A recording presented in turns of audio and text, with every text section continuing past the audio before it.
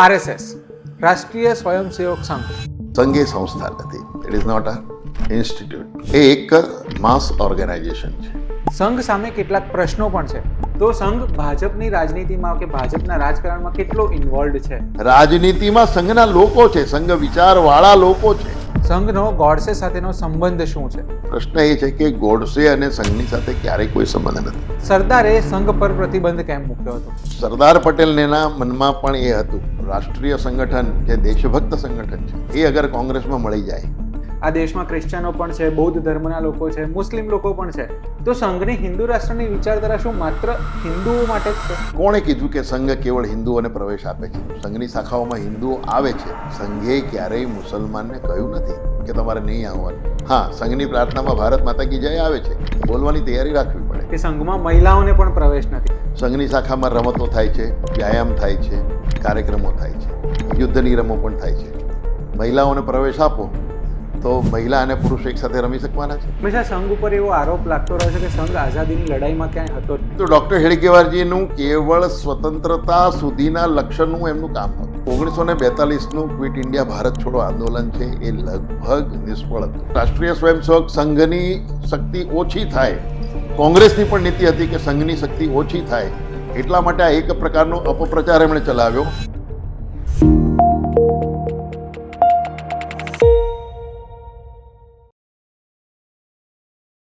RSS રાષ્ટ્રીય સ્વયંસેવક સંઘ આ દશેરા પર 100 વર્ષ પૂરા કરી રહ્યો છે.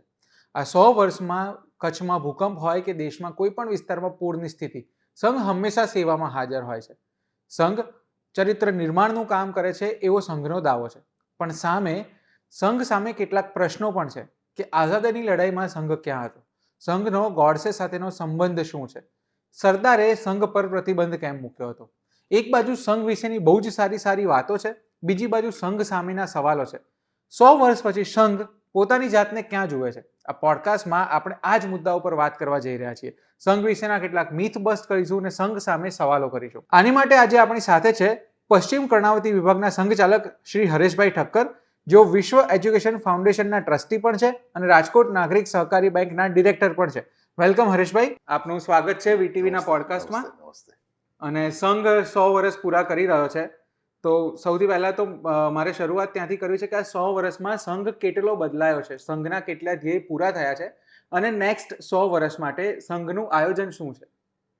જી ભાવિનભાઈ, સંઘ કેટલો બદલાયો છે? તો સંઘ તો ખૂબ બદલાયો છે. કેવળ ન બદલાયું હોય તો સંઘનું લક્ષ્ય, કારણ કે સંઘ છે એક વિચારને લઈને ચાલનારું કામ સંગઠન છે.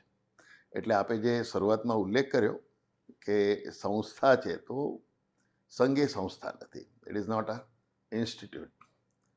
એ એક માસ ઓર્ગેનાઇઝેશન છે. અને સંગઠન એટલા માટે છે કે એ સ્વૈચ્છિક છે, સ્વાવલંબી સંગઠન છે. તો સંઘનું લક્ષ્ય છે, કેવળ એના 3 બિંદુઓનો વિચાર કરીએ તો એક તો છે કે વ્યક્તિ નિર્માણનું કામ. સંઘનું આ પ્રાથમિક લક્ષ્ય છે અને હંમેશા રહેશે. સંઘેની શરૂઆત જ્યારથી ડૉક્ટર હેડગેવારજીએ કરી, ડૉક્ટર કેશવ બલિરામ હેડગેવારજી, તો એમણે તો અનેક સામાજિક જીવનનો અનુભવ એમને હતો જ. એના જીવનના આધાર ઉપર એમણે નક્કી કર્યું હતું કે આ સમાજમાં જેવા પ્રકારના લોકો છે એવા લોકોને લઈશું, પણ સમાજને આજે જેવા પ્રકારની આવશ્યકતા છે એવા કાર્યકર્તાઓ બનાવીને સમાજને આપીશું. અને એટલા માટે સંઘનું જે લક્ષ્ય હંમેશા 1925થી રહ્યું, આ એક જ લક્ષ્ય રહ્યું, વ્યક્તિ નિર્માણ. વ્યક્તિ નિર્માણ એટલે કેવું નિર્માણ? તો જેના હૃદયમાં સમાજનું હિત છે, અને બીજું છે કે એ સંપૂર્ણ એના ચારિત્ર્ય શુદ્ધિમાં હોવો જોઈએ. એટલે વ્યક્તિગત ચારિત્ર્ય, રાષ્ટ્રીય ચારિત્ર્ય, સમાજનું ચરિત્ર બનાવવાનું જે કામ છે એ સંઘનું મૂળ કામ છે. એટલે સંઘ કેટલો બદલાયો છે? તો સંઘ તો એની 100 વર્ષની યાત્રામાં તો ખૂબ બદલાયો છે. કદાચ કોઈ એને ગણવેશના સ્વરૂપે જુએ, કોઈ એને આજ્ઞાના સ્વરૂપે જુએ, કોઈ એને કાર્યપદ્ધતિના સ્વરૂપે જુએ, પણ સંઘનું જે મૂળ કામ છે, વ્યક્તિ નિર્માણનું કામ છે, એમાં કોઈ બદલ હજી સુધી આવ્યું નથી. પણ આપણે આ 100 વર્ષનું એનાલિસિસ કરીએ સંઘની પ્રવૃત્તિઓનું, કે સંઘે સમાજમાં શું યોગદાન આપ્યું, તો એનું તમે થોડુંક મને સમજાવી શકો વિસ્તારપૂર્વક? જી, જી. સંઘનું સમાજને યોગદાન એનો અર્થ જ એ છે કે સંઘ 1925થી જ્યારે એની શરૂઆત જે થઈ એની શરૂઆતની પાછળના કારણો આ જ હતા. કોઈએ ગુરુજીને એવું પૂછ્યું હતું કે સંઘ માટે હંમેશા એવું કહેવાય છે કે સંઘ હિન્દુ સમાજનું સંગઠન કરે છે. એનો અર્થ છે કે અ, સંઘને કેવળ હિન્દુઓના સંગઠનમાં રસ છે, તો એવું નથી. સંઘ હિન્દુ સમાજનું સંગઠન કરે છે એનો અર્થ છે કે સંઘ કહે છે કે જેને રાષ્ટ્રીય ચારિત્રમાં આસ્થા છે. રાષ્ટ્રીય ચારિત્રની આસ્થા એટલે શું? તો આ માતૃભૂમિ એ ભારત માતા છે, આ ભોગ ભૂમિ નથી, આ મારી કર્તવ્ય ભૂમિ છે, આ મારી ધર્મભૂમિ છે, આ મારી કર્મભૂમિ છે. બીજી વસ્તુ છે કે આ સંપૂર્ણ સમાજ સાથેનો મારો રક્ત સંબંધ છે. એટલે અહીંનો ઇતિહાસ, અહીંના પૂર્વજો, અહીંનો જે કંઈ ઇતિહાસ છે એની સાથે મારો સીધો સંબંધ છે. અહીંના મહાપુરુષો માટે મને મારું ગૌરવ છે, અહીંના સાહિત્ય માટે મને ગૌરવ હોવું જોઈએ. આ એના મનમાં ભાવ જોઈએ, આ લાગણી જોઈએ. એટલે આ બે વસ્તુઓને કારણે વ્યક્તિનું રાષ્ટ્રીય ચારિત્ર બને છે. તો એ ભારત માતા કી જય બોલે છે. હવે આ કેમ જરૂર પડી છે ડૉક્ટર હેડગેવારજીને? તો સમાજની કોઈ એક સમયે સ્થિતિ એવી હતી કે સમાજમાં હિન્દુત્વ માટેની કોઈ ગરિમા, ગૌરવ એ ક્યારેય હતું નહીં. કેવળ તત્કાલીન લક્ષ્ય અંગ્રેજો અહીંથી ચાલ્યા જાય. સંઘનું પણ તત્કાલીન લક્ષ્ય શરૂઆત કર્યું ત્યારે આ જ હતું. પરંતુ ડૉક્ટર હેડગેવારજીનું કેવળ સ્વતંત્રતા સુધીના લક્ષ્યનું એમનું કામ નહોતું. એમને એમના મનમાં જે વિચાર હતો એ આ હતું કે સ્વાધીનતા તો મળી જશે, સ્વતંત્રતા તો મળી જશે, પરંતુ હિન્દુ સમાજ એ પોતે એવા એક દોષમાં ફસાયેલો છે જેની અંદર અનેક કુરીતિઓ, અનેક વિષમતાઓ છે. એ હિન્દુ સમાજે દૂર કરવી પડશે. એટલે આ દેશના ઉત્થાન પતન સાથે અગર કોઈ જોડાયેલો સમાજ છે તો આ દેશનો મૂળભૂત હિન્દુ સમાજ જોડાયેલો છે. એને ત્યાં સુધી એના ચારિત્રમાં બદલ નહીં આવે ત્યાં સુધી સ્વતંત્રતા મળી જશે, પરંતુ સ્વતંત્રતા પછી પણ આ દેશના ભવિષ્યનું એ નક્કી કહી શકાશે નહીં. સંઘના દ્વિતીય સરસંઘ ચાલક પરમ પૂજ્ય ગુરુજીને કોઈ પ્રશ્ન કર્યો કે અમારે ત્યાં તો મુસલમાન પણ નથી અને ક્રિશ્ચન પણ નથી, તો અમારે ત્યાં અમારા ગામમાં સંઘની આવશ્યકતા નથી.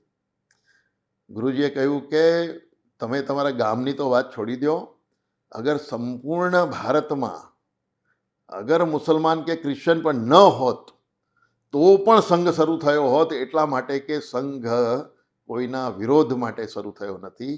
સર્વેશામ અવિરોધેન આ સંઘનો એ નીતિ છે. કોઈના વિરોધ માટે, કોઈની સામે પડીને કોઈને બતાડી દેવા માટે સંઘનું કામ નથી. સંઘનું કામ છે એ હિન્દુ સમાજને રાષ્ટ્રીય ચારિત્રથી ઓતપ્રોત બનાવવું, અને આ કામથી જ સંઘ એની યાત્રા 1925થી કરી રહ્યો છે. આપે આઝાદીના આંદોલનની વાત કરી, આપે હિન્દુ રાષ્ટ્રની વાત કરી, ત્યાંથી બહુ બધા પ્રશ્નો મને સૂજી રહ્યા છે. પણ આપણે શરૂ કરીએ એ પ્રશ્નથી કે હંમેશા સંઘ ઉપર એવો આરોપ લાગતો રહ્યો છે કે સંઘ આઝાદીની લડાઈમાં ક્યાંય હતો જ નહીં. તો એના વિશે મતલબ તમે શું કહી શકો કે સંઘનું શું ભૂમિકા રહી હતી? નિરાધાર છે આક્ષેપ, એટલા માટે કે ઇતિહાસનું કોઈએ અભ્યાસ નથી કર્યો, અને સાચું અર્થ જોઈએ તો એમાં એને તર્કશુદ્ધ બનાવવું જોઈએ. તમને ખબર હશે 1925માં સંઘની સ્થાપના થઈ. ડૉક્ટર હેડગેવારજી સરસંઘ ચાલક હતા. જ્યારે પણ આ દેશમાં મહાપુરુષોએ આઝાદી માટેના જે કંઈ આંદોલનો આપ્યા, દેશમાં જે કંઈ આંદોલનો આવ્યા, આ આંદોલનોને સંઘે સ્વીકાર નથી કર્યો એવું નથી બન્યું. સંઘે પણ એનો સ્વીકાર કર્યો છે અને એમના કામ પણ કર્યું છે. તમે વિચાર કરો, 1930નું એ ભાગ્યનગર સત્યાગ્રહ હતો, દાંડી યાત્રા હતી મહાત્મા ગાંધીજીની, અને જંગલ સત્યાગ્રહ હતો દક્ષિણમાં. તો આ આંદોલનમાં સંઘે જોડાવું કે ન જોડાવું એવો કોઈ પ્રશ્ન હતો જ નહીં. હા, સંઘનું એક નિશ્ચિત લક્ષ્ય હતું કે સંઘનું કામ છે એ વ્યક્તિ નિર્માણનું કામ છે, પણ વ્યક્તિ નિર્માણના કામમાં સ્વયંસેવકો સ્વયંભૂ કોઈ પણ આંદોલનમાં જોડાઈ શકે છે ને જોડાવું જોઈએ. અને એ ઉદાહરણ બેસાડવા માટે સ્વયં ડૉક્ટર હેડગેવારજી એ પોતે સરસંઘ ચાલક પદનાથી થોડો સમય મુક્ત થઈને પણ એ આંદોલનમાં સ્વયં પોતે જોડાયા હતા. એટલે સ્વતંત્રતાના આંદોલનમાં સંઘનો કોઈ હાથ નથી, એવું કોઈ નિરાધાર આક્ષેપ છે. બીજો આક્ષેપ મને ખબર છે કદાચ આપનો પ્રશ્ન એના સંદર્ભમાં હશે જ. 1942ની ક્વિટ ઇન્ડિયા મૂવમેન્ટ જે આવી તો એમાં સંઘનો હાથ નહોતો. બિલકુલ મેં કહ્યું ને કે આ જ બેઝને લઈને જો વાત કરીએ તો સંઘે 1942માં પણ કામ કર્યું છે, સ્વયંસેવકોએ કામ કર્યું છે. સ્થિતિ એવી હતી કે 1942નું ક્વિટ ઇન્ડિયા ભારત છોડો આંદોલન છે એ લગભગ નિષ્ફળ હતું. એ નિષ્ફળ કેમ હતું? તો બીજા વિશ્વયુદ્ધ પછીની સંપૂર્ણ વિશ્વની જે પરિસ્થિતિ હતી એ એકદમ નિરંતર ગતિ કરતી હતી, એ બદલાઈ રહી હતી. સંપૂર્ણ વિશ્વ બદલાઈ રહ્યું હતું બીજા વિશ્વયુદ્ધ પછી. અને એને કારણે અંગ્રેજોને પણ કેટલીક અનિવાર્યતા હતી ભારત સાથેના જોડાણની. ભારતમાં એ વખતે કામ કરતી વખતે પણ જ્યારે એમને લાગતું હતું કે હવે આ દેશની અંદર આ દેશનું વિભાજન થવાની શરૂઆત, એને આપણને ખબર પડી ગઈ હતી બીજા વિશ્વયુદ્ધ પછી 1942થી એક આ જેને કહી શકાય કે ઇસ્લામિક શક્તિ એટલે મુસ્લિમ લીગ એ બહુ જ બળશાળી બની હતી આ દેશની અંદર. જ્યાં જ્યાં મુસલમાનો હતા ત્યાં એમણે એ પ્રકારના એમના પ્રયત્નો હતા જ. પરંતુ એ વખતે અંગ્રેજોએ પણ 1900 બીજા વિશ્વયુદ્ધ પછી રાષ્ટ્રીય સ્વયંસેવક સંઘની શક્તિ ઓછી થાય, કોંગ્રેસની પણ નીતિ હતી કે સંઘની શક્તિ ઓછી થાય, એટલા માટે આ એક પ્રકારનો અપપ્રચાર એમણે ચલાવ્યો કે એની નિષ્ફળતા પાછળ સંઘે ક્યાંય હાથ નહોતો. વાસ્તવમાં જે 1930માં હતું એ જ સ્ટેન્ડ લઈને 1942માં પણ સ્વયંસેવકોએ ક્વિટ ઇન્ડિયા મૂવમેન્ટમાં કામ કર્યું છે. સંઘના નામથી ક્યારેય કોઈ આંદોલનો થયા નથી. એટલે એ લાગે છે કે આંદોલન થયું તો સંઘ ક્યાં છે? તો સંઘ છે, સ્વયંસેવકો છે ત્યાં, પણ સંઘના નામથી સંઘ ક્યારેય કોઈ કામ કરતું નથી. સંઘનું કામ એ વ્યક્તિ નિર્માણથી વિશેષ કંઈ કામ છે નહીં. એટલે આ એક નિરાધાર આક્ષેપ વર્ષોથી ચાલ્યો આવે છે. હવે તો મને લાગે છે એનું પણ ખંડન થઈ ચૂક્યું છે અને હવે તો એ પ્રશ્ન પણ બહુ પ્રસ્તુત રહેતો પણ નથી આજના સમયમાં તો. એટલે મને એવું લાગે છે કે આ આક્ષેપની અમને હવે બહુ કોઈ મોટી અસર નથી. બીજું, સંઘની જ્યારે વાત આવી, ઇવન તમે પણ અત્યારે જ્યારે વાત કરો છો ત્યારે વિધર્મીઓને લઈને કરો છો, અથવા સંઘ ઉપર એવો પણ આરોપ છે કે સંઘ માત્ર હિન્દુ રાષ્ટ્ર બનાવવા છે. પણ આપણો દેશ આપણા બંધારણ પ્રમાણે ચાલે છે અને બંધારણમાં બિન સાંપ્રદાયિક દેશ કહેવાયો છે. આ દેશમાં ક્રિશ્ચનો પણ છે, બૌદ્ધ ધર્મના લોકો છે, મુસ્લિમ લોકો પણ છે. તો સંઘની હિન્દુ રાષ્ટ્રની વિચારધારા શું માત્ર હિન્દુઓ માટે જ છે? બિલકુલ, મેં હમણાં જ આ જ પ્રશ્નનો જવાબ આપ્યો હતો. સંઘ હિન્દુઓનું સંગઠન કરે છે. હવે હિન્દુઓનું સંગઠન એટલે કોણ? તો મેં કહ્યું કે જેને ભારત માતા કી જય બોલવી છે એ બધા હિન્દુઓ છે. હિન્દુ ઉપાસના પદ્ધતિ અલગ છે, કદાચ એ પોતાની જાતને મુસ્લિમ પણ ગણતા હશે, પરંતુ જેનું રાષ્ટ્રીય ચારિત્ર, આ બહુ મહત્વનો શબ્દ છે. રાષ્ટ્રીય ચારિત્રનો અર્થ જ એ છે હું મુસલમાન છું, આ દેશમાં રહું છું, પરંતુ આ માટે આ મારી ભોગભૂમિ નથી, આ મારી માતૃભૂમિ છે. આ માતૃભૂમિ છે, આ દેશ સાથે મારો સંબંધ છે, આ દેશના હિત અહિત સાથે હું જોડાયેલો છું. આ રાષ્ટ્રીય ચારિત્ર છે. એવા બધા લોકોનું સંગઠન કરે છે. અને બીજું, કોણે કીધું કે સંઘ કેવળ હિન્દુઓને પ્રવેશ આપે છે? સંઘની શાખાઓમાં હિન્દુઓ આવે છે. સંઘે ક્યારેય મુસલમાનને કહ્યું નથી કે તમારે નહીં આવવાનું. મુસલમાનો આવીને પ્રયત્ન કરી જુએ, ભારત માતા કી જય બોલે, સંઘની શિવાજી મહારાજની જય બોલે, રાણા પ્રતાપની જય બોલે, કોઈ વાંધો નથી. હિન્દુ મુસ્લિમના કામ માટે સંઘનું નિર્માણ નથી. સંઘનું નિર્માણ છે હિન્દુ સમાજના આંતરિક દોષ દૂર કરીને એનું શુદ્ધિકરણ માટે, એનું રાષ્ટ્રીય ચારિત્ર બનાવવા માટે, સમાજ હિતના કામો કરવા માટે. એટલા માટે હિન્દુ સમાજનું સંગઠન છે. અને હિન્દુ સમાજનું સંગઠન એટલા માટે છે કે સૌથી સરળ અગર આ દેશની અંદર કોઈ પહેલો સમાજ છે જેને સમજાવી શકાય છે, જેનો સીધો સંબંધ, જેના સેન્ટિમેન્ટ્સનો વિચાર કરી શકાય છે, એવો કોઈ સમાજ છે તો હિન્દુ સમાજ છે. એટલે જેને આ માને છે, જેને આના તથ્યની ખબર છે, એવા લોકો જોડાય છે. હવે આજે સંઘની શાખાઓ મુસ્લિમાન તમને દેખાશે નહીં, નથી દેખાતા, પરંતુ આપણા સંઘના અનેક વિવિધ પ્રકલ્પો છે, અનેક ક્ષેત્રો છે, સંગઠનો છે, સ્વાયત્ત સંગઠનો છે જેમાં મુસલમાનો કામ કરે છે. એવા લોકો કામ કરતી વખતે પણ એમની વિચારધારા શું છે? વિચારધારા તો આ જ છે કે આ દેશ હિન્દુ છે, આપણે હિન્દુ છે એટલે આ સનાતનને માનો છો, સનાતન ઠીક છે, સનાતન, પણ આ દેશની સાથે જોડાઈને રહેવું. અનેક તમે જોયું હશે કે આપણને ભારતીય જનતા પક્ષમાં પણ કેવળ પોલિટિકલ એસ્પિરન્ટ છે એવું પણ નથી, પણ એ લોકો આવે છે, ટીવી મીડિયા પર બોલે છે, એ પણ જાણે અજાણે આ દેશની એ જેની મૂળ જે તથ્ય સત્વ છે એની વાત કરનારા લોકો છે, આ દેશ માટે બોલનારા લોકો છે. તો દેશથી મોટું કંઈ નથી આ સંઘ કે છે. જેને આનો સ્વીકાર કરવો છે એ બધા લોકો સંઘમાં આવી શકે છે. એટલે ક્રિશ્ચન કે મુસલમાનોનો વિરોધ ક્યાંય સંઘમાં નથી. જરૂર સંઘની શાખા પર આવીને જોવે. હા, સંઘની પ્રાર્થનામાં ભારત માતા કી જય આવે છે, બોલવાની તૈયારી રાખવી પડે. ઓકે, બીજું મુસ્લિમો વિશે તો તમે સરસ સમજાવ્યું. બીજો એક આરોપ હંમેશા સંઘ પર લાગ્યો છે. મને એ સવાલ બહુ જ પૂછવાનું મન એટલા માટે થાય છે કે સંઘ ઉપર એક એવો પણ આરોપ છે કે સંઘ પૈતૃક પદ્ધતિથી ચાલે છે, કે સંઘમાં મહિલાઓને પણ પ્રવેશ નથી. તો આ સાચી વાત છે કે ખોટી વાત છે? નહીં. એવું છે કે સંઘની શાખા છે. સંઘની શાખામાં રમતો થાય છે, વ્યાયામ થાય છે, કાર્યક્રમો થાય છે, રમતગમત થાય છે, યુદ્ધની રમો પણ થાય છે. મહિલાઓને પ્રવેશ આપો તો મહિલા અને પુરુષ એક સાથે રમી શકવાના છે? નથી રમી. તો હવે એના માટે શું કરવાનું? તો સ્વાભાવિક છે, જે પ્રકારે સંઘની શાખાઓ ચાલે છે, સંઘનું કામ ચાલે છે, એવા જ પ્રકારનું એ જ કાર્યપદ્ધતિથી એ જ વિચારથી લઈને રાષ્ટ્ર સેવિકા સમિતિનું કામ સ્વયં ડૉક્ટર હેડગેવારજીની ઉપસ્થિતિમાં 1936માં દેશમાં શરૂ થઈ ગયું. તો ત્યાં પણ આ જ છે, આ જ શાખા છે, કાર્યક્રમ છે, અનુશાસન છે, ત્યાં જ આ જ વિચાર છે, ત્યાં પણ પ્રાર્થના છે. હવે છોકરા અને છોકરીઓ ભેગા થઈને કેવી રીતે રમત રમી શકે? ન રમી શકે. સ્વાભાવિક છે. એટલે મહિલાઓ માટે અલગ કામ છે.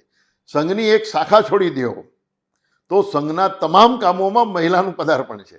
તમામ કામોમાં મહિલાના સહયોગ વગર સંઘનું કામ પણ સંભવ નથી. અમે તો ત્યાં સુધી કહીએ છીએ. વચ્ચે આપણે આઝાદીની પણ વાત કરતા હતા. તો આઝાદી સમયે જ એક એવો, હું સંઘના આરોપો ઉપર ખુલીને એટલા માટે તમને અત્યારે પૂછવા માંગુ છું કે એના પછી આપણે સંઘ વિશે વાત વધારે ડિટેલથી કરી શકીશું. એક આઝાદીના આંદોલન સમયે જ સંઘે રાષ્ટ્રધ્વજને માનવામાં પણ કંઈક ઇનકાર કર્યો હતો, અને સરદારના સમયે સંઘ ઉપર પ્રતિબંધ લાગ્યો હતો. આઈ થિંક નહેરુના સમય લાગ્યો હતો, કદાચ હું કંઈક ભૂલી રહ્યો છું, પણ સરદાર સંઘના વિરોધી હતા એવા પણ ઉલ્લેખ છે.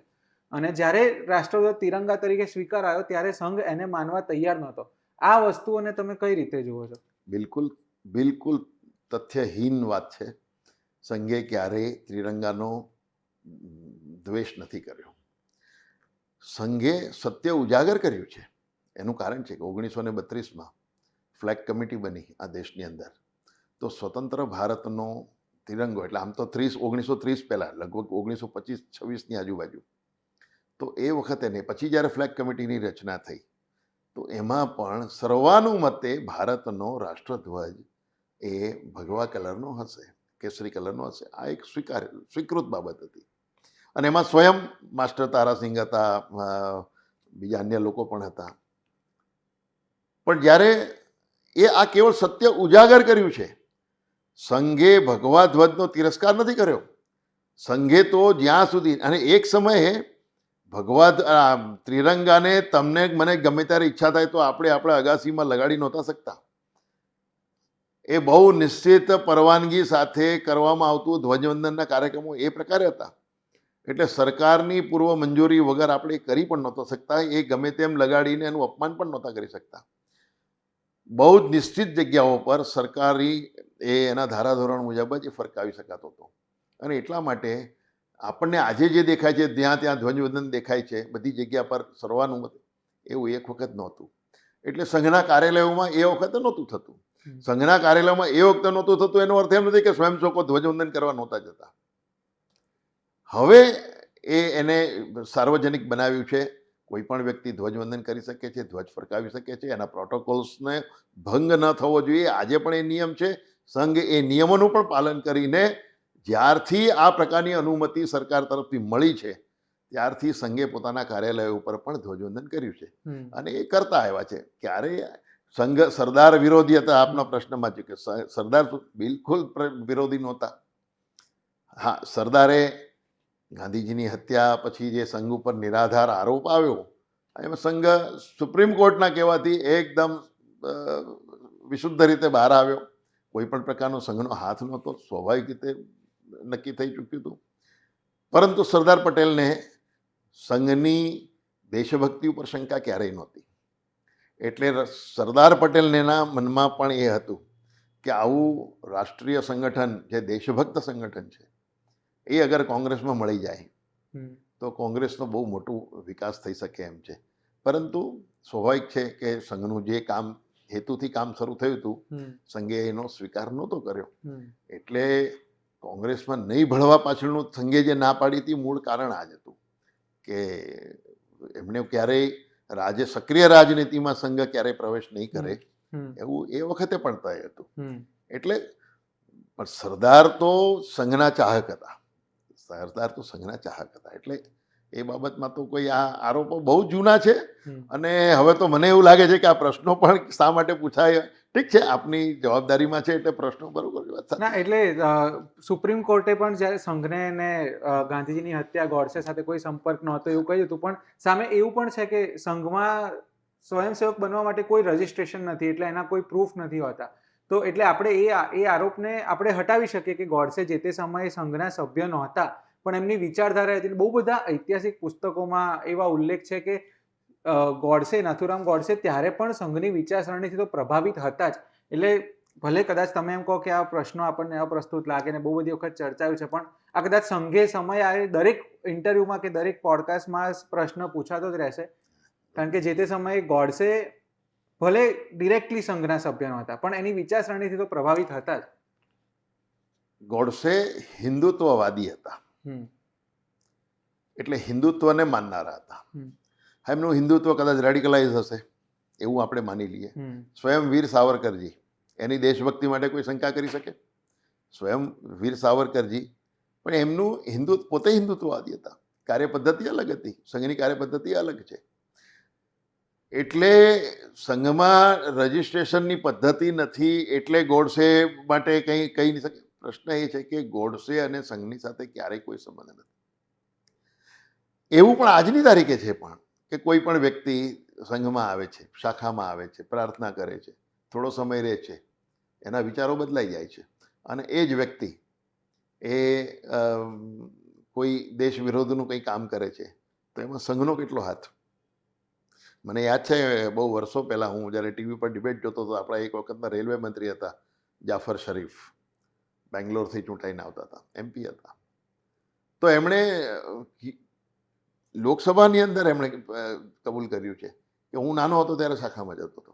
હવે તમે વિચાર કરો, એક મુસ્લિમ MP દેશના મંત્રી છે, કેબિનેટ મિનિસ્ટર, એ એમ કહે છે કે હું નાનો હતો ત્યારે અમે લોકો શાખામાં જતા હતા. જાફર શરીફનું પોતાનું છે આ કહેવાનું.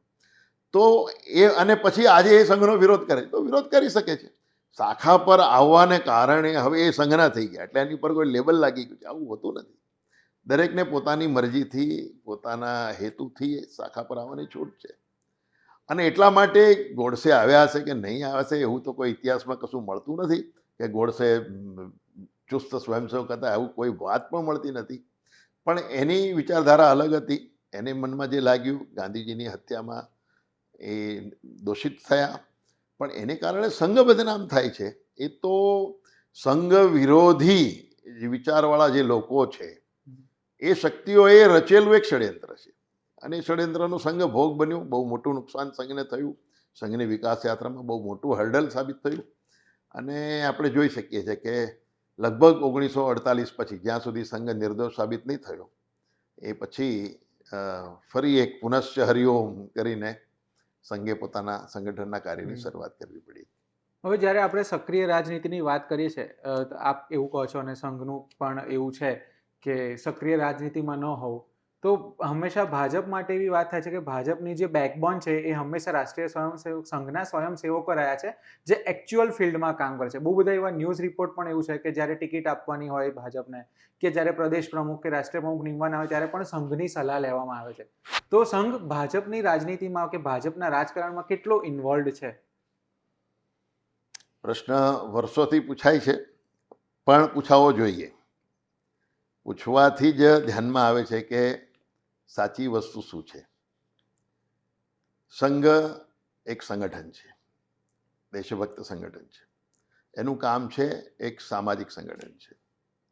રાજનીતિ એ સંઘનો વિષય નથી.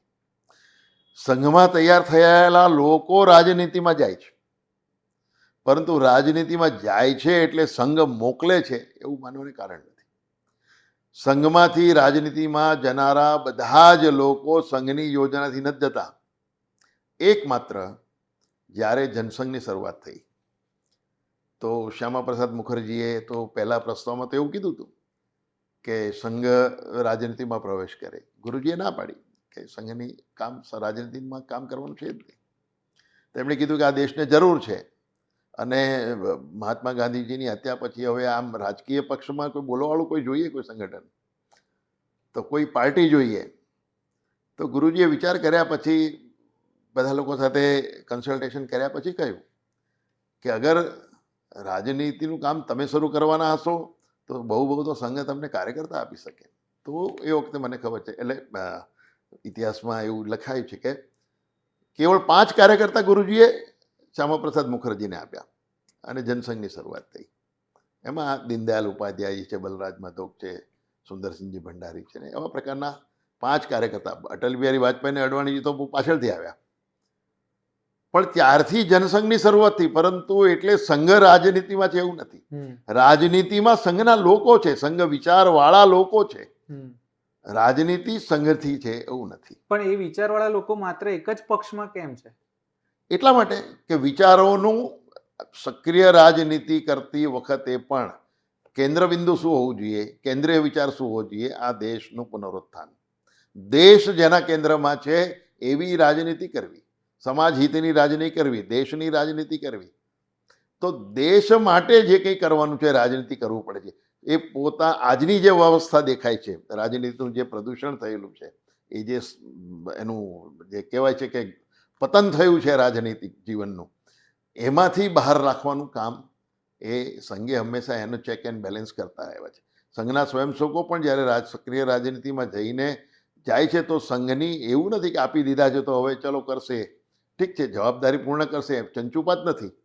પરંતુ સંઘમાંથી ગયેલા લોકો છે તો સંઘની પણ એટલી જવાબદારી સંઘે પણ સ્વીકારી છે કે અહીંથી ગયેલો વ્યક્તિ એ કેવા પ્રકારનો હોવો જોઈએ.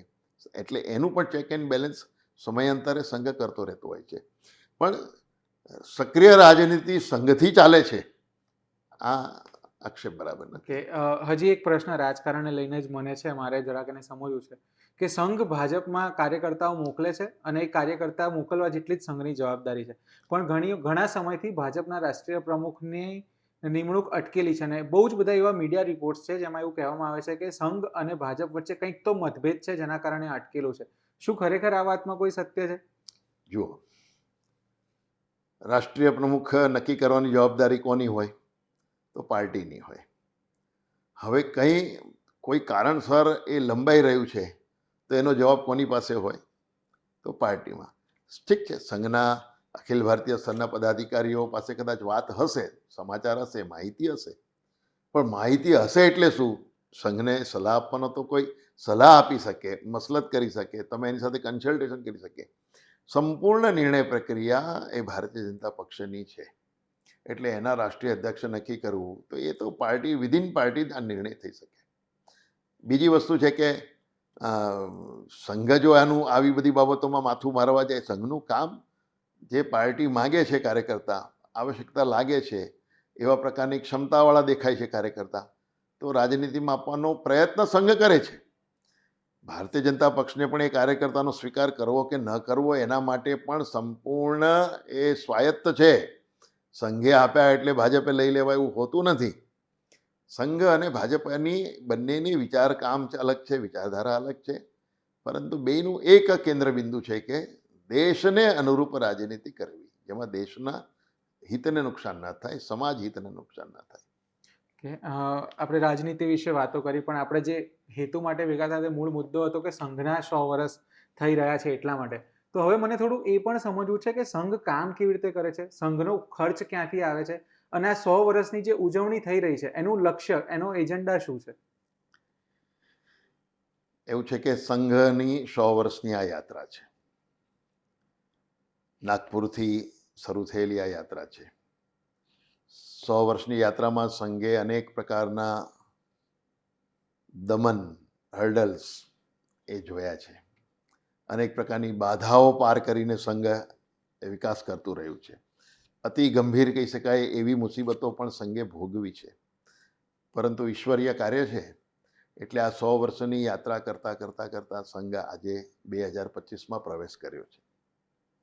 એ વાત સાચી છે કે કોઈ પણ સંસ્થા હોય કે સંગઠન હોય એને 100 વર્ષ પૂરા કરે તો સ્વાભાવિક એને અંદરથી હર્ષ હોય, આનંદ હોય, ઉમંગ હોય. સંઘના બાબતમાં એવું છે કે સંઘ એક મિશન સાથે કામ કરી રહ્યું છે. સંઘ એક લક્ષ્ય લઈને કામ કરી રહ્યું છે. હવે જ્યારે આટલા મોટા વિરાટ લક્ષ્યને લઈને જ્યારે સંઘ કામ કરી રહ્યું છે તો સ્વાભાવિક છે કે જેટલું બને એટલું ઝડપથી આ કામ થવું જોઈએ એ સંઘનો ઉદ્દેશ્ય હોય. એટલે તમારા અભ્યાસ માટે તમને કહું છું કે સંઘ નિર્માતા ડૉક્ટર હેડગેવારજી મરણ પથારી હતા. એ સંભળાય, એ બોલતા હતા પણ એમ સમજી નહોતું શકાતું. એટલે કાન પણ એમના હોઠ પાસે જ્યારે લઈ જઈએ ત્યારે સમજાય કે શું બોલી રહ્યા છે, એવી અવસ્થા હતી. તો એવું કહેવાય છે કે ડૉક્ટર હેડગેવારજી કંઈક બોલી રહ્યા છે. શું બોલી રહ્યા છે? તો જેણે કાન દીધા એમણે કીધું કે, એટલે મરાઠીમાં કહેતા હતા, જલ્દી કરો, જલ્દી કરો. તો જલ્દી કરો એટલે શેના માટે જલ્દી કરો? તો એ હંમેશા એવું કહેતા હતા, યાચી દેહી યાચી ડોલા. મરાઠી ઉક્તિ છે. મારા આ જ આંખોથી, મારા આ જ નશ્વર દેહથી મારે હિન્દુ સમાજની સંગઠિત અવસ્થા જોવી છે ને ભારત માતાનો જય જયકાર થતો જોવો છે. તમને યાદ રહેશે કે 1925માં સંઘની સ્થાપના થઈ, 1940માં તો ડૉક્ટર સાહેબનું અવસાન પણ થઈ ગયું. આ 15 વર્ષમાં સંઘ ક્યાં પહોંચ્યો હતો? તો કદાચ ભારતના પ્રમુખ રાજ્યો સુધી એનો વિસ્તરિત થયો હતો. પરંતુ ડૉક્ટર હેડગેવારજીને સંઘ ચલાવવામાં રસ નહોતો. એને તો આ લક્ષ્ય જેટલું બને એટલું ઝડપથી પૂર્ણ થાય એમાં રસ હતો. આ વાતને લઈને સંઘ આજે પણ કહે છે, એટલે સંઘની આ વખતની 100 વર્ષની જે કંઈ વિકાસ યાત્રાના જે કંઈ કાર્યક્રમો છે એમાં આપણે ધ્યાનમાં આવશે કે સંઘનું સેલિબ્રેશન નામની કોઈ વસ્તુ નથી. સંઘને 100 વર્ષ પૂરા થયા છે એનો કોઈ ઉમંગ એટલે એ સેન્સમાં કે હજી પણ સંઘ જીવંત છે એક વિચાર રૂપે, એનો આનંદ છે. પરંતુ સંઘને લાગે છે કે આજે પણ સંઘના અનેક કામો બહુ જ દૂર છે. સમાજમાં હજી સંઘ એટલો પ્રસર્યો નથી. સંઘને હજી એવું લાગે છે કે સંઘને અપેક્ષિત કામ એવું થયું નથી. અને એટલા માટે સંઘને 100 વર્ષની પૂર્ણાહુતિનો આનંદ નથી. એને તો ભાર લાગે છે 100 વર્ષ પછી પણ સમાજમાં ઈચ્છિત પરિણામ નથી. જે સંઘે વિચાર્યું હતું, જે સંઘનું અપેક્ષિત છે, જે સંઘની ધારણા છે. તો આ કામને લઈને સંઘે મોટી ઉજવણીના કોઈ કાર્યક્રમો કર્યા નથી. તમે જોશો કે આ દશેરા એટલે વિજયાદશમી એનો સ્થાપના દિવસ છે. 100 વર્ષની શરૂઆતનું આ છેલ્લું વર્ષ છે. તો આ 100 વર્ષની યાત્રાનો આ પહેલો જ્યારે કાર્યક્રમ આવે છે એ કાર્યક્રમ સંઘે મોટો ભવ્ય કાર્યક્રમો, દેશભરમાં કાર્યક્રમો આવું નથી કર્યું. સંઘે કહ્યું કે દરેક નગર સ્તર સુધી એટલે તાલુકા કેન્દ્ર સુધી, તાલુકા સહ આ બધા સંઘના કાર્યક્રમો થાય. ખૂબ નવા લોકો ગણવેશ બનાવે, ગણવેશ પહેરીને ઊભા રહે, શારીરિક કાર્યક્રમો કરે, પોતાના જીવનમાં પણ એક એવી અનુભૂતિ કરે કે 100 વર્ષની યાત્રા જ્યારે સંઘ પસાર કરી રહ્યું છે ત્યારે હું પણ મેદાન ઉપર ડૉક્ટર હેડગેવારજીના અનુયાયી, એક દેશભક્ત સંગઠનના એક પ્રહરી તરીકે એ મેદાન પર ઊભા છે ગણવેશમાં. અને સમાજને પણ આહવાન કર્યું છે કે આપ પણ એના સાક્ષી બનો કે 100 વર્ષની યાત્રા પર સંઘ કાર્યક્રમ કરી રહ્યો છે અને સમાજ એનું દર્શન કરી રહ્યો છું. ક્યારેક સંઘની અવગણના હતી, ક્યારેક સંઘનો વિરોધ હતો, ક્યારેક સંઘનો દ્વેષ કરનારા લોકો પણ આજે જ્યારે સંઘનો આવિષ્કાર કરે છે, સ્વીકૃતિ આપે છે, તો સમાજની આ બદલાયેલી સ્થિતિ પણ એના સાક્ષી ભાવે જોવાનો સંઘ આહવાન કરે છે કે સમાજ આ કાર્યક્રમ જોવા આવે. તો તાલુકા સુધીના કાર્યક્રમોની યોજના સંઘે બનાવી, નહીં કે બહુ મોટા મોટા ભવ્ય અમદાવાદ શહેરનો એક જ કાર્યક્રમ, એવું નહીં કર્યું. આજે અમદાવાદ શહેરમાં તમારી જાણકારી માટે ઓછામાં ઓછા 68 થી 70 કાર્યક્રમો થવાના છે વિજયાદશમીના, અને મોટી સંખ્યામાં થવાના છે. સ્વયંસેવકો કામ કરી રહ્યા છે. સંઘને એના લક્ષ્ય સાથે સંબંધ છે. આ સંસ્થા નથી, હું ફરી કહું છું, સંગઠન છે. એટલે સંગઠનની રૂએ જે કંઈ કામ કરવાનું છે એનો સ્વીકાર કરીને સ્વયંસેવકો કામ કરી રહ્યા છે. કે પણ આ બધા જ કાર્યક્રમો થશે એની પાછળ ખર્ચ પણ થશે. મેં આગલા સવાલમાં પણ આપને પૂછ્યું કે સંઘ પોતાનો ખર્ચ કાઢે છે ક્યાંથી? જી જી કારણ કે સંઘ કોઈ રજિસ્ટર્ડ સંસ્થા નથી એટલે કદાચ દાન ડિરેક્ટલી કોઈ આવતું નહીં હોય. બહુ સ્પષ્ટ છે.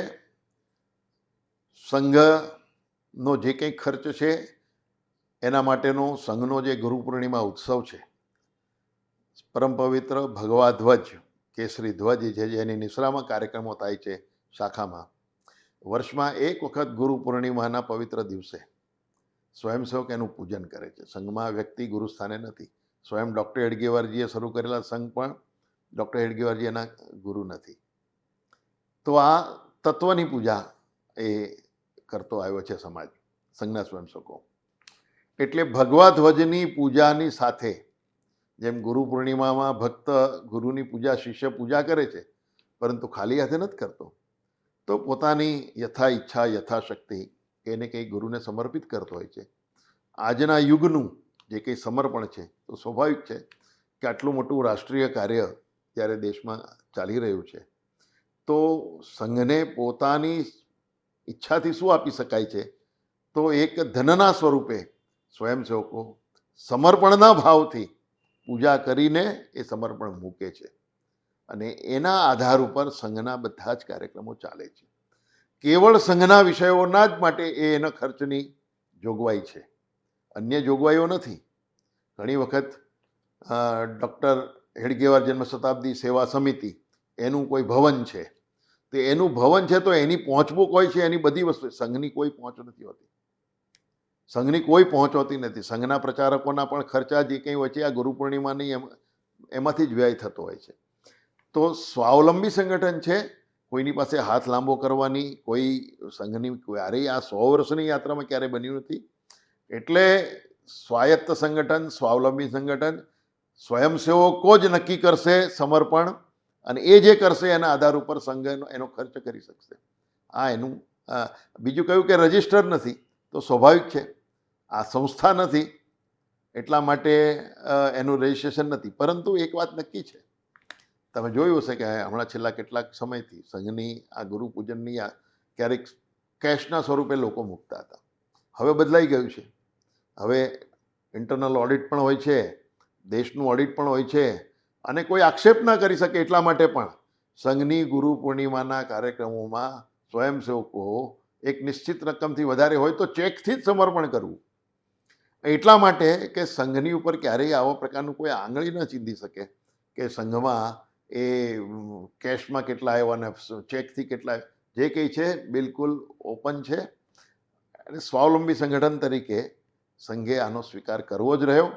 એટલે કદાચ કોઈને એમ લાગે છે કે અમે પહેલાં ગુરુ પૂજન કરતા હતા, સમર્પણ કરતા હતા, તો પૈસાથી રોકડા મૂકીને કરતા હતા. હવે આજ એ પદ્ધતિ નથી. એટલે અમુક રકમ સુધી મૂકી શકાય છે, બાકી તમારે ચેકથી જ એનો સ્વીકાર કરવો, નિશ્ચિત એનું નામ પણ નક્કી હોય છે.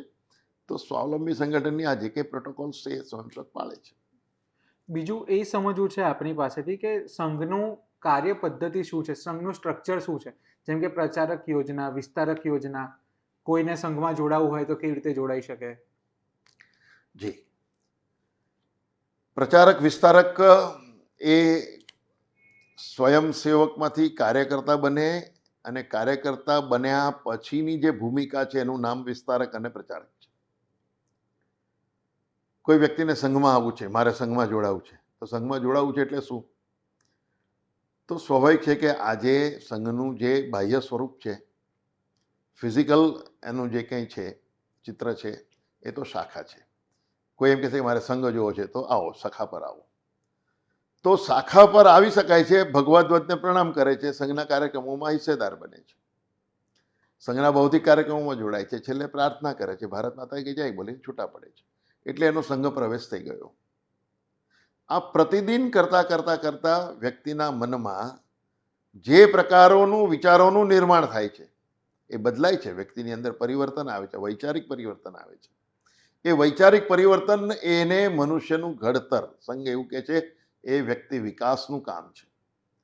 અને એટલે જ એક સર્વસાધારણ વ્યક્તિ બનીને શાખા પર આવે છે, સ્વયંસેવક બને છે.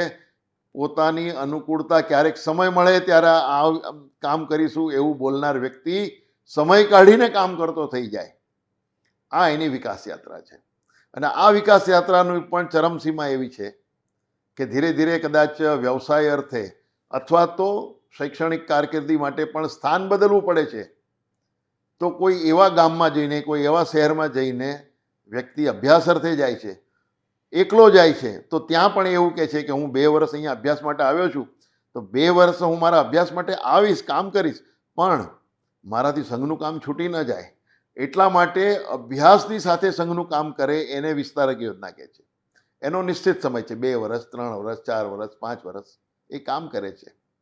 આ કામ કરતી વખતે વ્યક્તિએ કેટલાક કાર્યકર્તાઓના મનમાં એવું આવે છે કે નહીં, મારે મારા જીવનનો કેટલોક સમય હવે સંઘ માટે આપવો જ છે. અને પોતે આવી નિશ્ચિત યોજનાથી પોતાના જીવનને બનાવે છે, સંઘની અનુમતિ લે છે અને સંપૂર્ણ સંઘની યોજનાથી જેણે કામ કરવાનું છે, જેમાં પોતાનો વ્યવસાય નહીં, અભ્યાસ નહીં, કારોબાર નહીં, ઘર નહીં, ઘર સંસાર નહીં, કંઈ નહીં, આ બધાનો ત્યાગ કરીને સંઘની યોજનાથી જે લોકો કામ કરવા નીકળે છે એને કહેવાય છે પ્રચારક જીવન પદ્ધતિ. એમાં એના જીવનની યોજના સંઘની હોય છે. સંઘ જ્યાં કે ત્યાં એણે જવાનું, સંઘ કે એ ક્ષેત્રમાં જવાનું, સંઘ કે એ પ્રકારે કામ કરવાનું.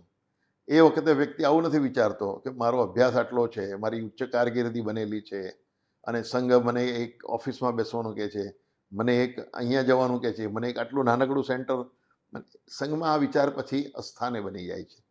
અને પ્રચારક જીવનમાં એ સંપૂર્ણ સંઘના પદાધિકારીઓ જે યોજના બનાવે એ યોજના અંતર્ગત રહીને કામ કરવાનું કામ, એટલે એને પ્રચારક જીવન પદ્ધતિ કહે છે. અને શાખામાં શું શીખવવામાં આવે છે? એક જે પ્રથમ વર્ષની તાલીમ, દ્વિતીય વર્ષની તાલીમ, તૃતીય વર્ષની તાલીમ, એના વિશે આપ થોડું ડિટેલમાં સમજાવી શકો? આ વ્યક્તિ વિકાસનું જે કામ છે સંઘમાં, વ્યક્તિ નિર્માણનું કામ, એના આ ભાગ છે. સંઘમાં લાઠીદાવ હોય છે, જેને દંડ પ્રયોગો આપણે એવું કહીએ છીએ, પરંતુ દંડમાં સ્વયંસેવક માહિર બને અને સ્પર્ધામાં ઉતરીને વિજય મેળવે આ યોજનાથી હોતું નથી. સંઘના કાર્યક્રમો એટલે નિત્ય શાખાના જે કંઈ કાર્યક્રમો છે એની અંદર આપણી દેશી રમતો જ છે, યુદ્ધની રમતો છે, સ્પર્શની રમતો છે, રમતગમતનું કામ છે. રમત રમતા રમતા દેશભક્તિ, આ એનો મૂળ થીમ હોય છે.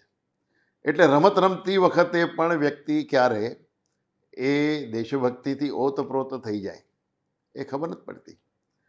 તો સંઘની રમતોમાંનું પણ આવું જ છે. અને એ ક્યારે એ દેશભક્તિના સંસ્કારથી લિપ્ત થઈ જાય છે એ પણ ખબર નથી પડતી.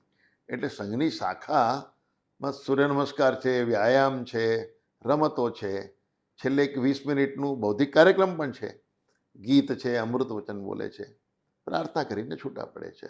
આ સંઘની નિત્ય પદ્ધતિ છે. પણ આ પદ્ધતિથી જ વ્યક્તિ બનશે એવું સંઘે પ્રૂવ કરીને બતાવ્યું છે. એટલે નિત્ય મિલન, સંઘની શાખા પર નિત્ય જવું એ એક મોટો સંસ્કાર છે. ચેલેન્જિંગ છે.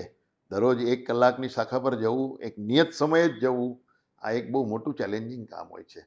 પણ એ આજે એ પ્રૂવ થઈને રહ્યું છે કે એશ પંથા નાન્ય પંથા વિદ્યતે. અને એક જમાનામાં સંઘમાં ઓટીસી હતું, એ શું છે? હા, ઓટીસી એક જૂનો શબ્દ છે. એ વખતે લગભગ 1975 પહેલાંની જે કંઈ સ્થિતિ હતી, તો ઓટીસી એટલો છે કે ઓફિસર્સ ટ્રેનિંગ કેમ્પ એવું કહેતા હતા. હવે એ ઓફિસર્સ એટલે શું? તો પદાધિકારીઓ. એટલે સંઘમાં જે સ્વયંસેવકમાંથી કાર્યકર્તા બન્યા છે. સંઘમાં હમણાં સુધી થોડાક વર્ષોથી હવે બદલ આવ્યો છે, પણ પ્રથમ વર્ષ, દ્વિતીય વર્ષ, તૃતીય વર્ષ એવા પ્રકારની રચના હતી. પ્રથમ વર્ષ એટલે પોતાના રાજ્યમાં જ એક 30 દિવસનું પહેલાં તો થતું હતું, હવે 20 દિવસનું થાય છે, હવે 15 દિવસનું થઈ ગયું છે. તો પોતાના રાજ્યમાં જ એ બધા જ આ પ્રકારે બધા જ જિલ્લાઓમાંથી, તાલુકાઓમાંથી, કેન્દ્રોમાંથી આવે સ્વયંસેવકો. એ 15 દિવસની ટ્રેનિંગ લે, જેમાં સંઘ શાખા કેવી રીતે ચલાવવી, શાખાના કાર્યક્રમો કેવી રીતે ચલાવવા, સંપર્કની પદ્ધતિ શું છે, પ્રચારની પદ્ધતિ શું છે, સેવા કાર્ય કેવી રીતે કરી શકે છે, એનું પ્રેક્ટિકલ ટ્રેનિંગ પણ ત્યાં હોય છે. અનુશાસનબદ્ધ એ કેવા પ્રકારે જીવન હોઈ શકે તો એનું પણ એક ત્યાં ભાગ હોય છે. એટલે એ એની પ્રથમ વર્ષની ટ્રેનિંગ એવું કહેતા હોય છે. સંઘ શિક્ષા વર્ગ, હવે એનું નામ આ થઈ ગયું છે સંઘ શિક્ષા વર્ગ. એક વખત હતું. હવે સંઘ શિક્ષા વર્ગમાં પણ દ્વિતીય અને તૃતીય વર્ષ નીકળી ગયું છે. એટલે એને એ જ કહે છે કે જેને દ્વિતીય વર્ષમાં જવું છે એ સંઘ શિક્ષા વર્ગનો જ ભાગ ગણાય, પરંતુ એ અલગ નામથી બોલવામાં આવે. એવી જ રીતે તૃતીય વર્ષ, એટલે દ્વિતીય અને તૃતીય વર્ષનું કોઈ બહુ મહત્વ સંઘને વધાર્યું છે એવું નથી, પણ વ્યક્તિ જેમ જૂનો થતો જાય છે, જેમ એને પોતાના કાર્યક્ષેત્રમાં વધારે ટ્રેનિંગની આવશ્યકતા છે, એવા લોકોને જ ત્યાં કાર્યકર્તા વિકાસ વર્ગ 1 એટલે જેને આજે દ્વિતીય વર્ષ કહીએ છીએ જૂનામાં, આજે કાર્યકર્તા વિકાસ વર્ગ 2 એટલે જેને તૃતીય વર્ષ કહેવાતું હતું, એ પ્રકારે એની રચના છે. તો આ રચનાથી કામ કરનારા એક પદ્ધતિનો ભાગ છે, નામ છે અલગ, પરંતુ આ થયું છે એટલે કોઈ એક સમય એવું કહેતું કે ભાઈ તૃતીય વર્ષ કરવું એટલે સંઘનું પૂર્ણ શિક્ષણ પ્રાપ્ત કર્યું, એવું નથી હોતું. તૃતીય વર્ષ જેને સંઘનું વિશાળ ક્ષેત્રમાં જિલ્લાના ઉપરના ક્ષેત્રોમાં કામ કરવાની ટ્રેનિંગ લેવી છે અને જેને મોકલવામાં આવે છે એવા લોકો માટેની, જે દીર્ઘ સમય સુધી કામ કરનારા લોકો છે એવા લોકોને સંઘ પસંદ કરીને એમને આ પ્રકારના સંઘ શિક્ષા વર્ગોમાં મોકલતા હતા. એટલે જે ઓટીસી એનું નામ સંઘ શિક્ષા વર્ગ વર્ષો સુધી રહ્યું. છેલ્લા 5 વર્ષથી હવે એના નામ કાર્યકર્તા વિકાસ વર્ગ 1, કાર્યકર્તા વિકાસ વર્ગ 2 આ પ્રકારના નામો આજે છે. હવે મારો છેલ્લો એક પ્રશ્ન એ છે અને મારે એ સમજવું છે કે ગાંધીજી પણ એવું કહેતા હતા કે કોંગ્રેસનું લક્ષ્ય આઝાદી મેળવવાનું હતું, એ પૂરું થઈ ગયું છે અને કોંગ્રેસને હવે વિખેરી નાખવી જોઈએ. હું ન કોંગ્રેસનો સમર્થક છું, ન ભાજપનો સમર્થક છું. પત્રકારત્વએ હંમેશા તટસ્થ રહેવું જોઈએ એટલા માટે. અને આપણી રિટાયરમેન્ટ એજ પણ 59, 60, 62 વર્ષ હોય છે અને સંઘને 100 વર્ષ થયા છે. તો શું સંઘે પોતાના લક્ષ્યો પૂરા કરી લીધા છે? અથવા આને બીજી રીતે કહીએ તો સંઘ હવે નવી પેઢી માટે કેવી રીતે રિલેવન્ટ છે? જી, સંઘ પણ એવું ઈચ્છે છે કે 100 વર્ષથી સંઘ આ દેશની અંદર કામ કરે છે. તો સંઘ તો કહે છે કે સંઘનું જે અપેક્ષિત પરિણામ સંઘને જે જોવા માંગે છે, ડૉક્ટર હેડગેવારજીનું સ્વપ્ન છે, એ તો આજે પણ પૂર્ણપણે સિદ્ધ થયું નથી. હા, બદલ ઘણું ખૂબ આવ્યો છે, વિચારનો બદલ આવ્યો છે, ઘણી પરિસ્થિતિ બદલાઈ છે. સ્વયં સંઘને પણ હવે અનુકૂળતાનું ફિલિંગ આવે છે કે ભાઈ હવે ક્યાંય બાધાઓ રૂપ હવે સંઘ રહ્યો નથી, બહુ જ અનુકૂળતા છે, લોકો સ્વીકાર કરે છે, લોકો જોડાવા માંગે છે. જોડાવા એટલા બધા લોકો માંગે છે કે સંઘને પણ એમની યોજના બનાવવાની તકલીફ પડવા માંડે, એ હદ સુધી લોકો સંઘ તરફ જોડાવા તૈયાર થયા છે. યુવાનો ખૂબ મોટી સંખ્યામાં, ત્યાં સુધી કે સંઘના વિચારને લઈને યુવતીઓ પણ, ભલે સેવિકા સમિતિના નામે કે અન્ય ક્ષેત્રોમાં પણ સંઘના વિચારથી પ્રભાવિત થઈને ખૂબ મોટો જોડાનારો વર્ગ હવે નિર્માણ થયો છે. હવે 100 વર્ષ નિમિત્તે સંઘે શું કરવાનું? હજી બીજા 5 વર્ષ જાય તો સંઘને 105 વર્ષ થયા, આવું કેવું છે. 10 વર્ષ જાય તો 110. તો સંઘ કહે છે કે સંઘનું જે મૂળ લક્ષ્ય છે એ સામાજિક પરિવર્તનનું છે. તો સામાજિક પરિવર્તન તો કેટલા બધા વિષયોમાં હોય અને બધા જ વિષયોમાં સામાજિક પરિવર્તન કરવું એ તો કેવળ સંઘનું કામ છે નહીં. અંતે તો આ સંઘ ક્યાંથી બન્યો છે? તો સમાજમાંથી બન્યો છે. સંઘમાં કામ કરનારા કાર્યકર્તાઓ ક્યાંથી આવ્યા છે? તો કોઈ વિશેષ ટ્રેનિંગ લઈને ઉપરથી આવેલા લોકો નથી, સમાજમાંથી જ નિર્માણ થયેલા લોકો આ કાર્યકર્તાઓ છે જે સંઘને ચલાવે છે. તો જેવો સમાજ છે એવો સંઘ છે. પરંતુ સંઘે આ 100 વર્ષ નિમિત્તે સામાજિક પરિવર્તનના એક મોટા કાર્યક્રમને લઈને સમાજને અપીલિંગ કરી છે, આહ્વાન કર્યું છે. અને સમાજને જે અપીલિંગ કર્યું છે એમાં 5 કેન્દ્રીય બિંદુઓ એવા છે મહત્વના કે જેના માટે સંઘે સમાજને આહ્વાન કર્યું છે કે તમે પણ કામ કરી શકો છો. આ 5 કામો એવા છે. પહેલું કામ છે એ સ્વદેશીનું કામ છે. આજે તો બહુ પ્રસ્તુત છે આખી વાતો કે સ્વદેશી અપનાવો, સ્વદેશી અપનાવો. આ સ્વદેશીની જે કંઈ વાત છે કે જેમાં પોતાના દેશમાં, એટલે ભારતનું જે આર્થિક સંકટ આજે આપણને જણાય છે એના મૂળમાં આ તો 1905થી શરૂ થયેલી વસ્તુ હતી અને એ સંપૂર્ણ ભારતની સ્વતંત્રતાનો મૂળ આધાર જ સ્વદેશી, જેને ગાંધીજીએ સ્વીકાર કર્યો હતો. તો સ્વદેશી વિચાર જૂનો નથી, આ સંઘનો વિચાર નથી, આ વિચાર મહાપુરુષો આપીને ગયા છે. તો એક સ્વદેશી એટલે પોતાના દેશમાં બનતી વસ્તુઓનો વાપરવાનો આગ્રહ રાખીએ, પોતાના ગામમાં બનતી વસ્તુઓનો ઉપભોગ કરવાનો આગ્રહ રાખીએ.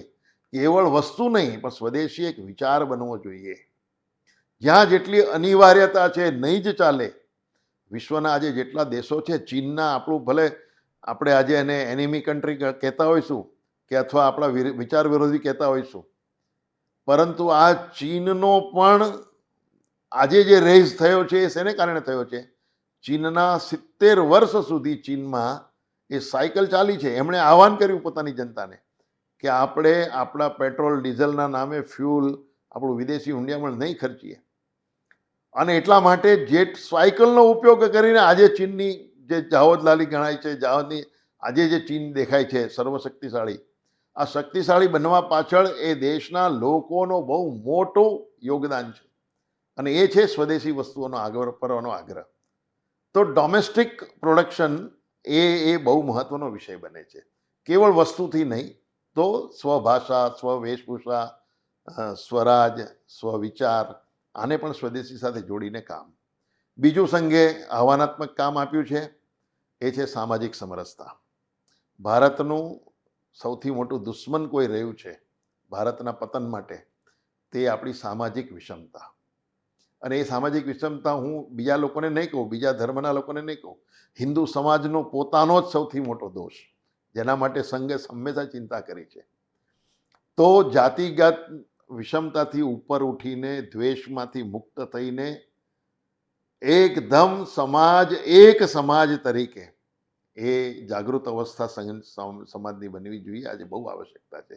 પૂજનીય સરસંઘ ચાલક ડૉક્ટર મોહનજી ભાગવત તો કહે છે કે એને સામાજિક સમરસતા ત્યારે જ સિદ્ધ થઈ કહેવાય કે આ સમાજનું એક પાણીગૃહ, એક સ્મશાન અને એક મંદિર બધાના માટે ઉપલબ્ધ હશે. આ ઉપલબ્ધિ હશે ત્યારે સામાજિક સમરસતા બની છે, આપણે એવું કહી શકીશું. તો એનો બીજો વિષય છે સામાજિક સમરસતા. આ મનનું જે પાપ છે, જે કોઈ એક સમય સુધી નિરંતર વર્ષો સુધી કર્યું છે, આજના શિક્ષિત સમાજે એને દૂર કરીને સમાજને એક થઈને રહેવું જોઈએ. આ એક વિષય છે. ત્રીજો વિષય એમણે આપ્યો છે પર્યાવરણ, જેનાથી વિશ્વ ચિંતિત છે. ભારત પણ એનાથી મુક્ત નથી. તો 2 સૂત્રીય કાર્યક્રમો, 3 સૂત્રીય કાર્યક્રમો એમાં પણ સમાજને આપ્યા છે. પોલિથીન મુક્ત ભારત બને, વૃક્ષ વધુમાં વધુ વાવવાનું કામ થાય, અને પાણી બચાવો, જળ સંગ્રહ, જળની બચત કરો. એ કુદરતે આપેલી આ વસ્તુ એ અસીમ છે એવું માનવાને કારણ નથી, અને એ ઉપભોગ માટે જેવું પણ કારણ. જેટલું દહન થઈ શકે એટલું કરો, પર્યાવરણનું શોષણ ન થાય એની ચિંતા કરવી જોઈએ. વિશ્વ આખું ચિંતિત છે, ભારત પણ એમાંથી મુક્ત નથી.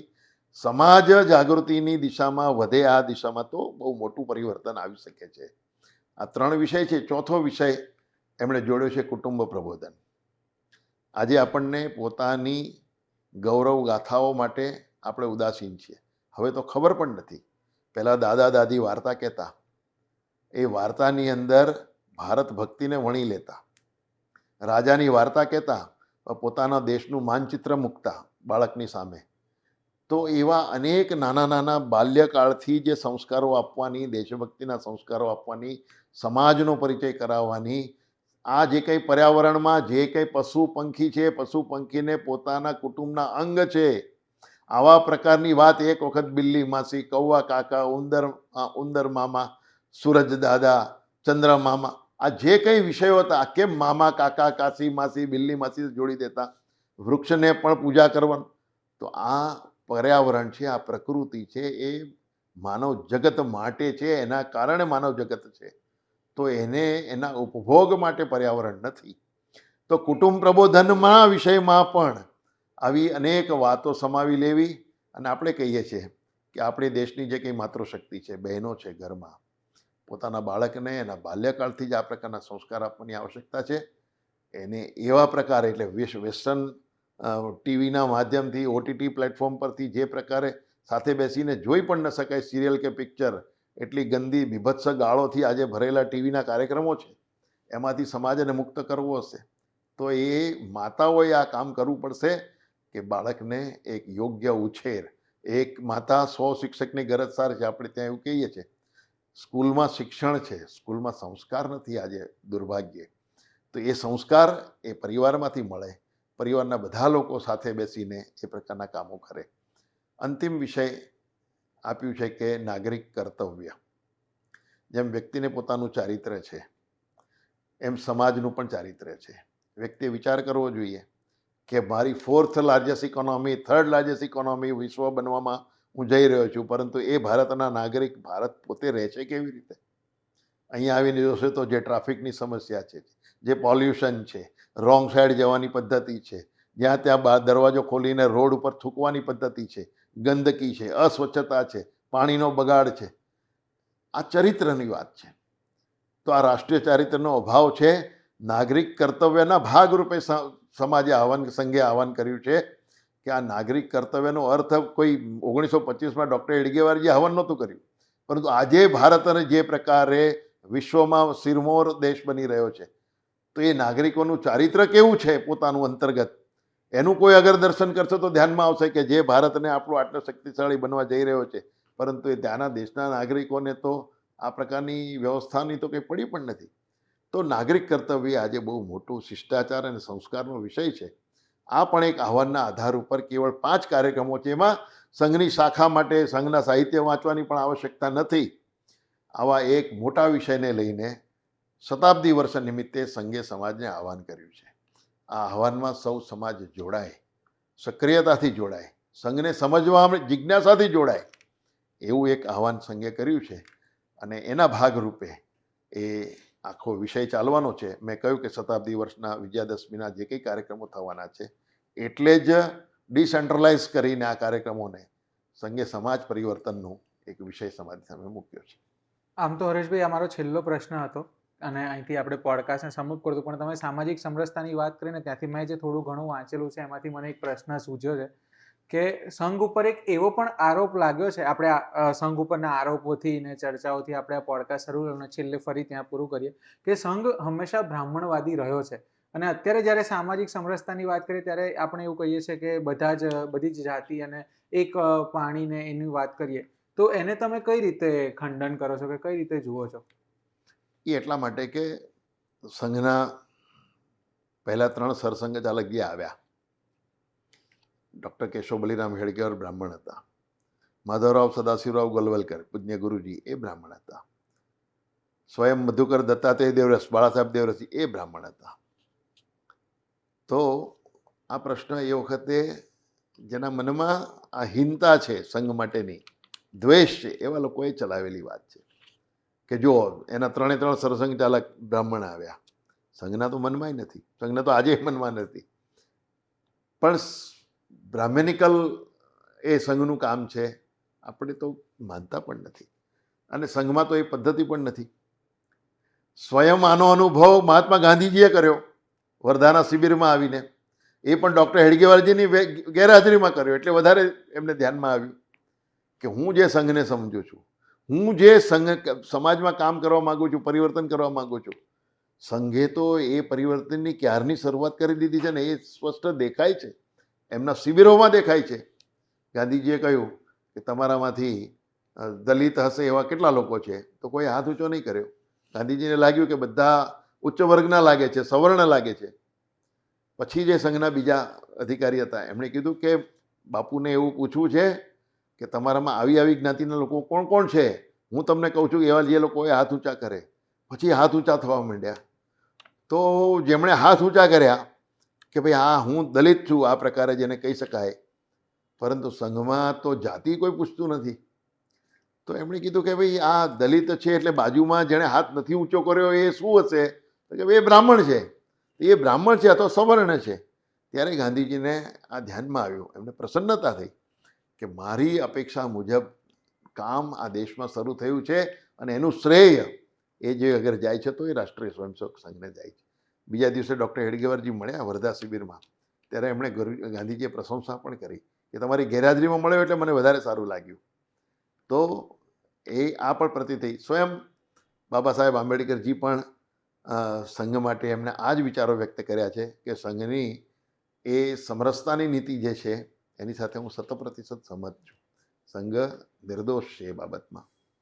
હરેશભાઈ આપનો ખૂબ ખૂબ આભાર. આપણે આટલો સરસ સમય લઈને સંઘ વિશે વાત કરી, બધા જ સવાલોના જવાબ આપ્યા અને સરસ એક ચર્ચા થઈ સંઘ વિશે, જે કેટલાક આરોપોનું આપણે ખંડન કર્યું. સંઘ વિશે મને આજે બહુ નવી વાતો જાણવા મળી, સંઘનું 100 વર્ષનું વિઝન જાણવા મળ્યું અને કદાચ નવી પેઢી સુધી આપણે એક નવા વિચારો પાસ ઓન કરી રહ્યા છીએ. તો વીટીવીને આપે આપણો સમય આપ્યો એના માટે આપનો ખૂબ ખૂબ આભાર. આપને આ પોડકાસ્ટ કેવું લાગ્યું એ આપ અમને નીચે કમેન્ટમાં જણાવીને કહેજો અને હું તમને મળીશ એક નવા ગેસ્ટ સાથે, એક નવા પોડકાસ્ટ સાથે આવતા શુક્રવારે. ત્યાં સુધી જોતા રહો VTV Gujarati.com.